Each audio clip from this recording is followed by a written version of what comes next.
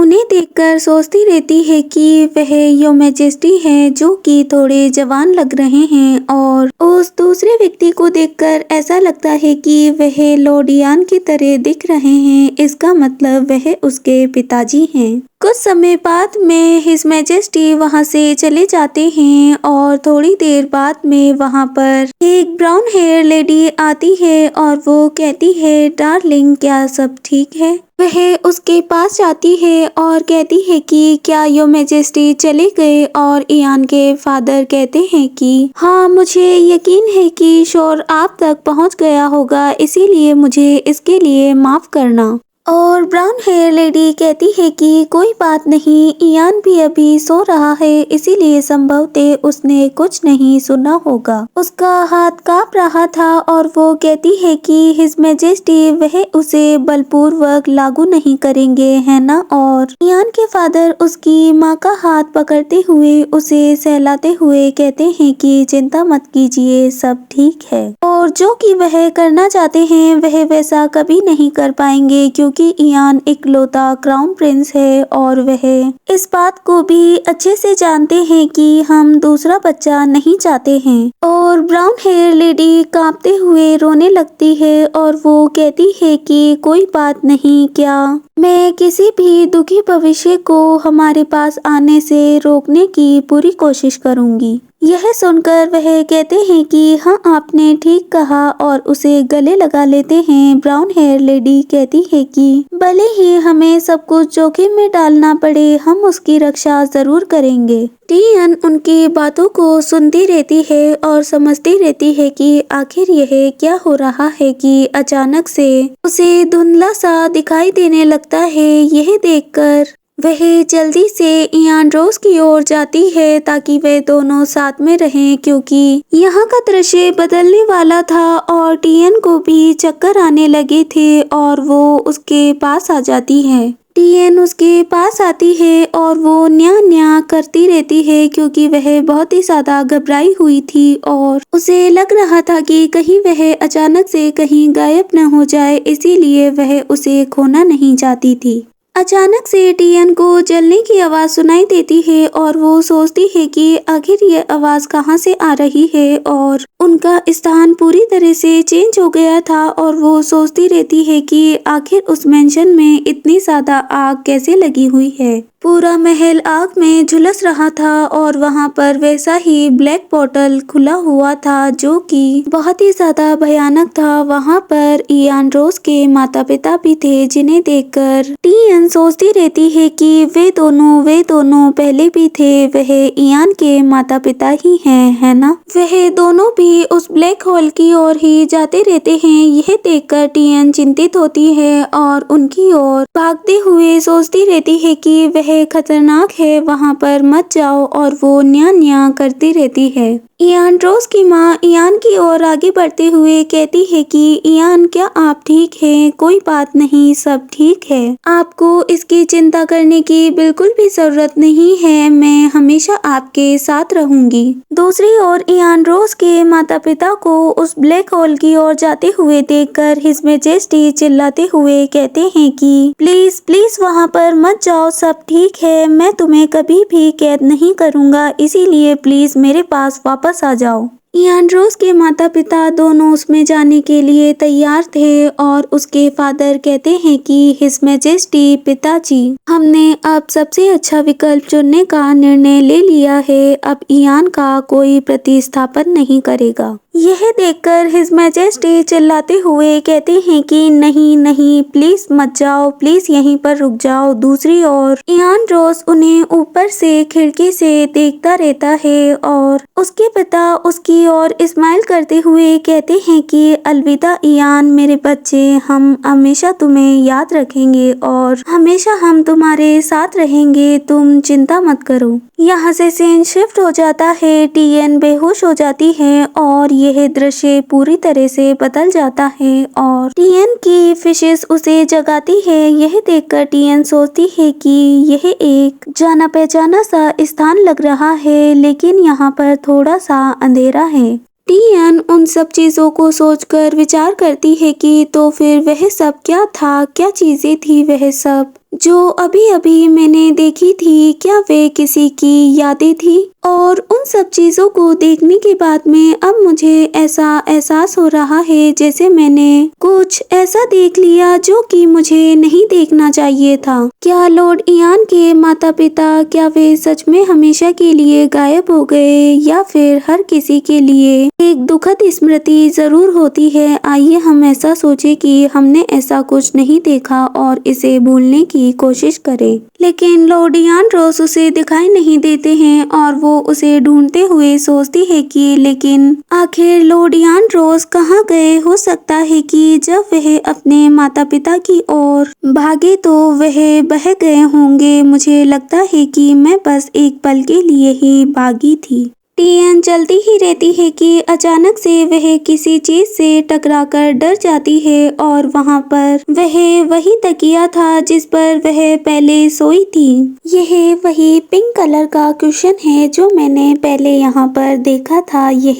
इतना बड़ा कैसे हो गया है और यह इतना आकर्षक क्यों लग रहा है? लिटिल फिश उसके चारों ओर तैरती रहती है और उसे देखकर टियन सोचती है कि आखिर उस पिलो के पीछे इस प्रकार की रोशनी कैसे है? मुझे वहां जाकर देखना चाहिए। टियन वहां जाकर देखती है और वहां पर वही लैंप रखा हुआ था जो टियन ने उसे दिया था। उसे देखकर टियन सोचती है कि यह वही लैंप है जो मैंने इयान रोज को दिया था। लेकिन इसे देखने पर अब मुझे लग रहा है कि इसकी रोशनी काफी कम हो गई है। अगर मैं इसमें अपनी शक्ति इसमें डाल दूं तो क्या मैं इसमें प्रकाश को पुनः स्थापित कर सकती हूँ? इस बारे में सोचते हुए टियन जल्दी से उस लैंप को जाकर गले लगा लेती है ताकि उसमें वह अपनी पावर्स को डाल सके और देखते ही देखते वह और तेजी से ग्लो करने लगता है। यह देखकर टियन खुश होती है और सोचती है कि यह अधिक उज्जवल हो गया है। मैं अपने चारों ओर पहले से अधिक बेहतर तरीके से देख पा रही हूँ।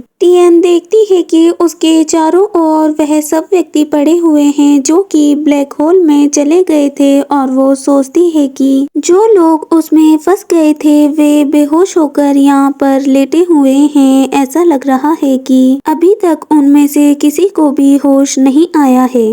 टियन को अचानक से कुछ दिखाई देता है और उसे देखकर वह सोचती है कि वहां पर इतनी सारी ब्लैक एनर्जी एक साथ विशाल भंडार की तरह वहां पर एकत्रित क्यों हो रखी है। टियन उस ब्लैक एनर्जी की ओर जल्दी से जाती है क्योंकि उसने इयान रोज को पूरी तरह से चारों ओर से घेरा हुआ था और यह देखकर टियन उसके बारे में बहुत ही ज्यादा चिंतित थी और वो चिंतित होते हुए कहती है, प्रिंस इयान रोज। टियन अभी भी अपनी एनिमल फॉर्म में ठीक से नहीं बोल सकती थी, इसीलिए वे न्या न्या करते हुए कहती रहती है कि दूर हो जाओ, यहाँ से गायब हो जाओ, लॉर्ड इयान को चोट मत पहुंचाओ, उन्हें अकेला छोड़ दो। टियन की लाइट एबिलिटी से कुछ नहीं होता है। यह देखकर वह सोचती रहती है कि यह बहुत ही ज्यादा कसकर चिपकी हुई है, मैं इसे हटा नहीं सकती। मुझे क्या करना चाहिए? शायद अगर मैं और करीब आ जाऊं और अपने हाथों से इस शक्ति को प्रवाहित करूं तो शायद कुछ हो सकता है।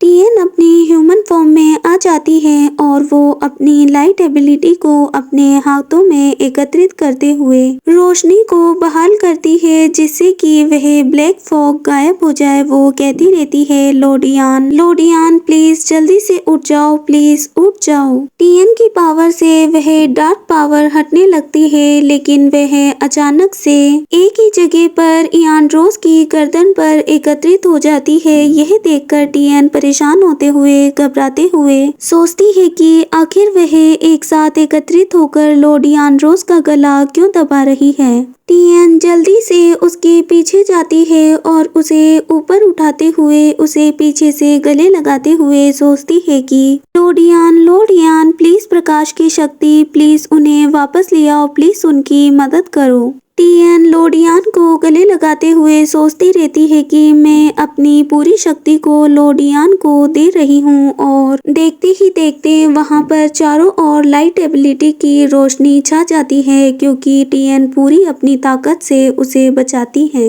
टीएन की पावर इतनी तेज होती है कि देखते ही देखते वह ब्लैक फॉग गायब हो जाती है, जिसे देखकर टीएन चारों ओर देखती है और सोचती है कि तो वह ब्लैक फॉग गायब हो गई, वह सारी की सारी ऊर्जा समाप्त हो गई। लेकिन लोडियान को अभी भी होश नहीं आया था और टीएन कहती रहती है कि लोडियान लोडियान प्लीज अपनी आंखें खोलिए, प्लीज प्लीज उठ जाइए, प्लीज अपनी आंखें खोलिए। लेकिन लोडियान बिल्कुल भी अपनी आंखें नहीं खोलते हैं। यह देखकर टीएन सोचती है कि इसका मतलब यह है कि उन्हें तुरंत होश नहीं आने वाला है और अचानक से उसे उसकी गर्दन पर एक गोल्डन फिश का निशान दिखाई देता है। उसे देखकर वह सोचती है कि यह तो वही है। यहाँ से सीन शिफ्ट हो जाता है दूसरी ओर स्टेडियम को दिखाया जाता है, जहाँ पर सब कुछ बिखरा हुआ था, सभी घबराए हुए थे और वह कहते रहते हैं कि क्या सच में कोई रास्ता नहीं है उन्हें बचाने का।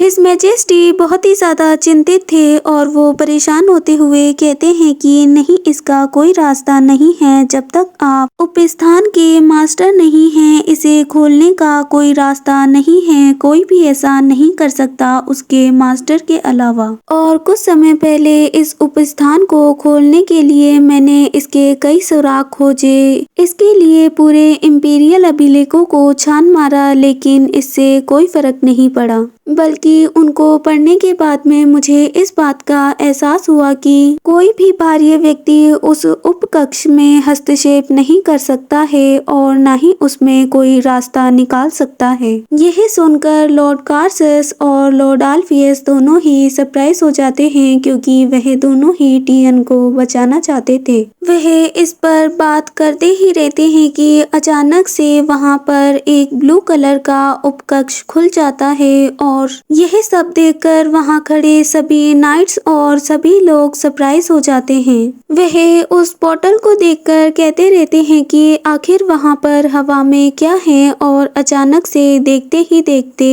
उस उपकक्ष में से लोग गिरने लगते हैं, जो कि उस ब्लैक होल में समाहित हो गए थे। नाइट जल्दी से उनकी ओर भागते हुए जाते हैं। वह चिल्लाते रहते हैं कि वह सभी लोग जो कि उस ब्लैक होल में फंस गए थे वह वापस आ गए हैं, वह उपस्थान वापस से खुल गया है।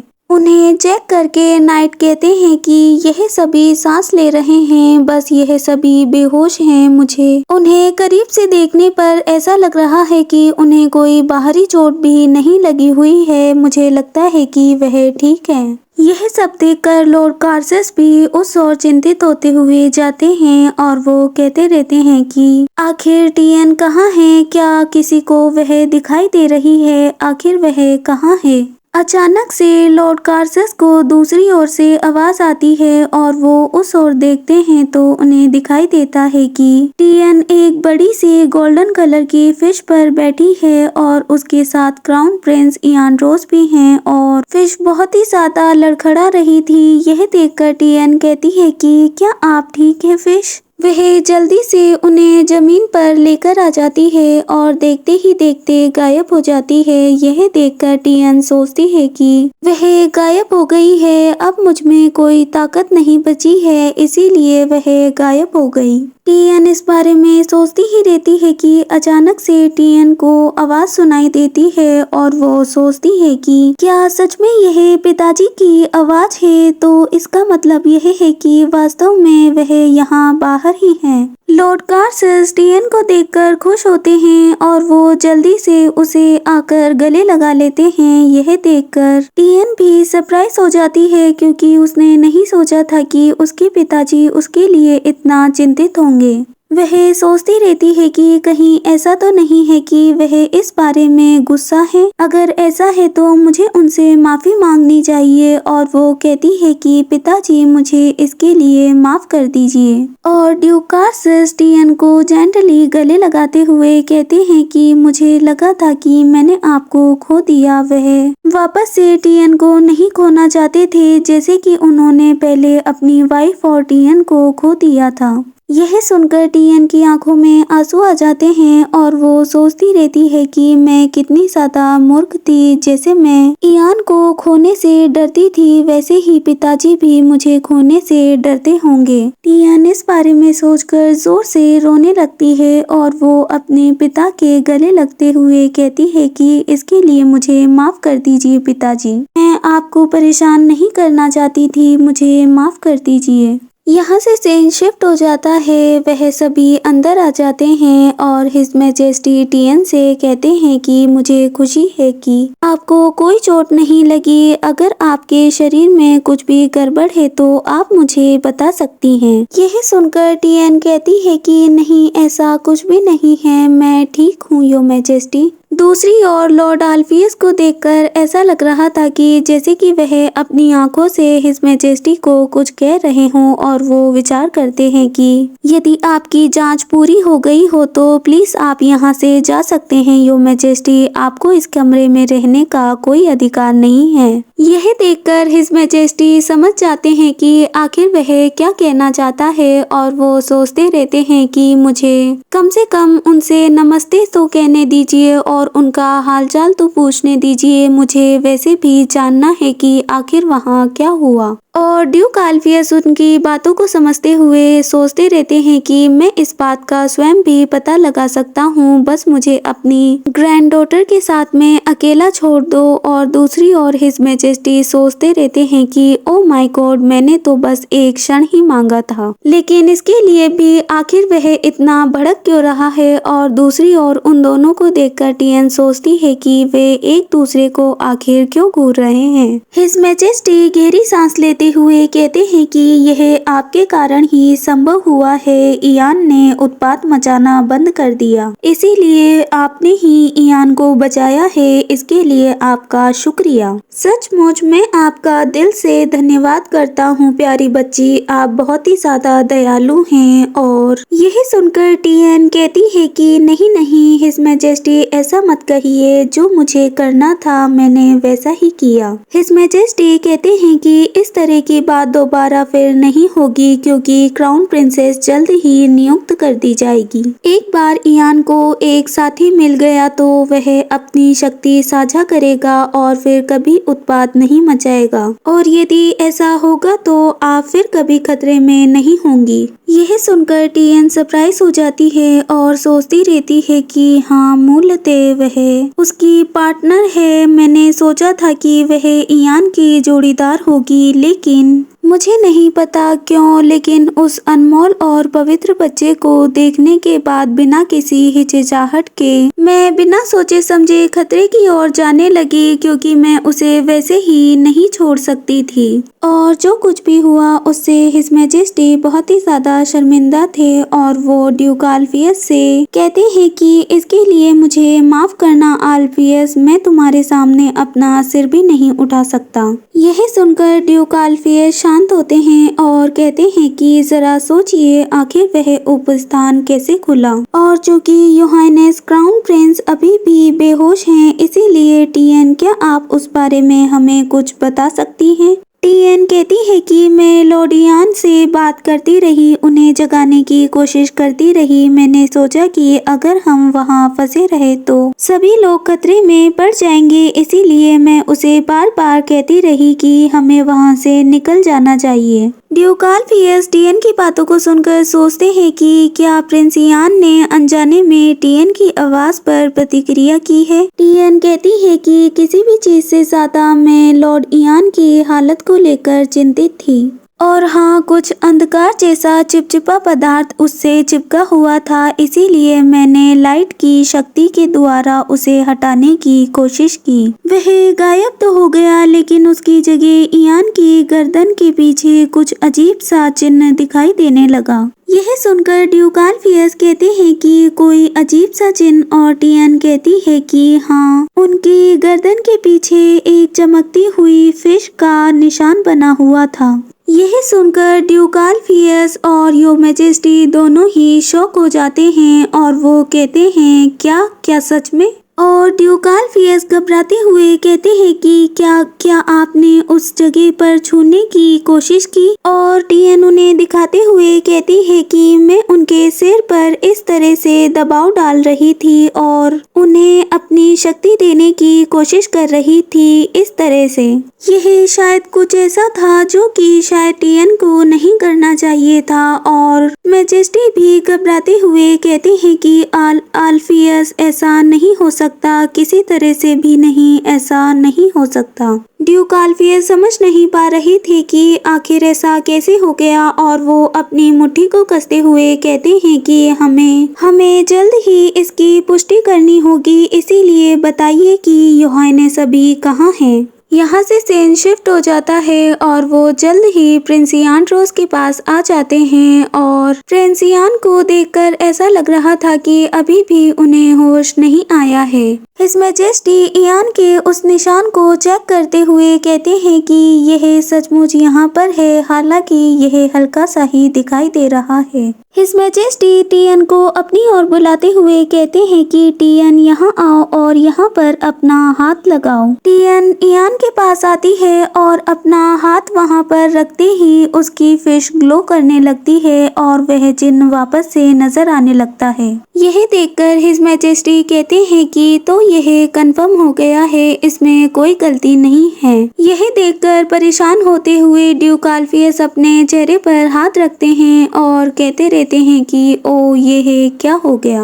उन दोनों को ही इस तरह से परेशान देखकर टियन कहती है कि क्या मैंने किसी प्रकार की गलती कर दी है। और यह सुनकर ड्यूक आल्फियस उससे कहते हैं कि नहीं, ऐसा नहीं है। ड्यूक आल्फियस टियन के पास जाते हैं और उसके कंधे पर हाथ रखते हुए कहते हैं कि यह आपकी गलती नहीं है, यह एक दुर्घटना है, सिर्फ एक दुर्घटना, ऐसा कभी नहीं हो सकता, कभी भी नहीं। उस निशान के बारे में समझाते हुए ड्यूक आल्फियस कहते हैं कि वह एक छाप है टियन, आपने और योहानेस ने एक छाप जोड़ ली है जो आप दोनों को एक दूसरे से जोड़ती है। और जबकि अब ये कंफर्म हो ही गया है तो यह देखकर हिज मैजेस्टी कहते हैं कि मुझे माफ कर दीजिए। और ड्यूक आल्फियस सोचते हैं कि ऐसा नहीं हो सकता और टियन सोचती रहती है कि एक छाप जरूर कोई बहुत जरूरी बात होगी, क्या यह मेरी वजह से हुआ है? मैजेस्टी कहते हैं कि सचमुच यह अजीब बात है, कोई भी छाप तभी छूट सकती है जब